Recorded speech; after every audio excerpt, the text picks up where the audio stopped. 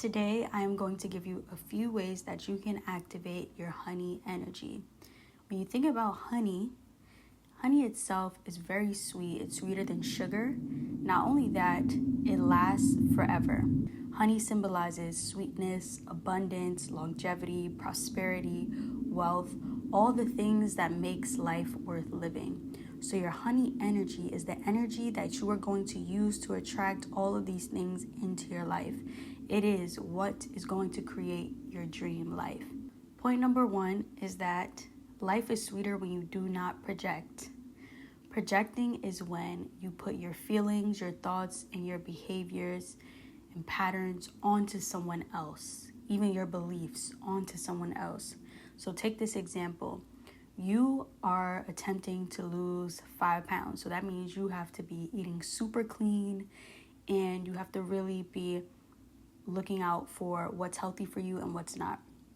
Now, you go out to eat with a friend, and this friend orders fries, onion rings, chicken tenders, and a double cheeseburger with bacon and sausage. You say to this friend, oh my goodness, you're really going to eat all of that?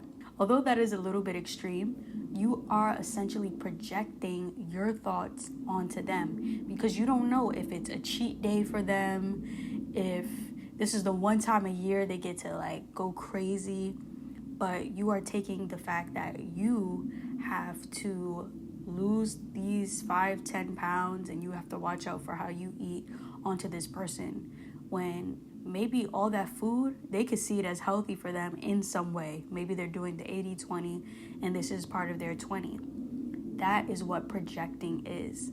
When you're projecting, it's because you're not truly comfortable or secure in yourself. And so you want someone else to join into that almost misery with you. And it's almost like pulling them down with you so that you don't have to suffer alone. Many people project unconsciously. Most of the time, projecting is unconscious, and we do this all the time. I think it's just a part of communicating as humans, but it is something that if you want to live a sweeter life, you can get under control. So one way to combat projecting onto others is to make things happen for yourself. In that example we just used, no one is going to lose that 5 pounds for you. You need to realize that only you can do it for you. So if you are feeling stuck in your glow up, I have a video that you can go watch. I'm going to link that below for you. It's called Feeling Stuck in Your Glow Up. This is why you're bored and how to fix it.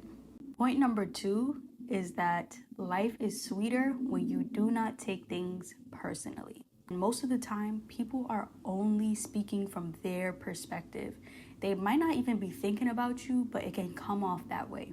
So for an example, if you are wearing a outfit and you have on heels with socks, a person could see you and you could hear them say, oh my gosh, I could never wear heels with socks. This is not really on you, although it's about you, it's about them. But someone could take that personally and think that they might look bad or that they have a bad sense of fashion, but that's not true. Maybe that person means it as a compliment. If things like this trigger you, you have to go into yourself and figure out why. Being triggered is a sign that there's something that you need to deal with. So ways to deal with that include shadow work, so journaling about your insecurities and then accepting those insecurities. One journal prompt you could use is, what is one thing that I'm the most insecure about right now? And then write through how to love that thing about yourself. Another way to not take things personally anymore is to imagine any comment or an action going towards you that you might take personal, and imagine it as an actual physical item and someone's trying to give it to you. You don't have to take it. So just don't take it. Leave it with them. Another thing you could do is take the item, but take it as a compliment. Take it as something good that you can feel about yourself, because whether they know it or not, everyone is conspiring in my favor. All people, places, and things are working for me. Everything is happening for me. When you take on this mindset, it becomes very hard to take things personally in a bad way, because everything is actually working for your greater good. So think about it like that. One last tip to not take things personally is to just give it to God, because God knows what to do with it better than you do. Our third point is that life is sweeter with no regrets. Regrets suck because you are depriving your current self of activating and using your honey energy in the moment. So that sweetness that honey energy could have brought actually turns into bitterness.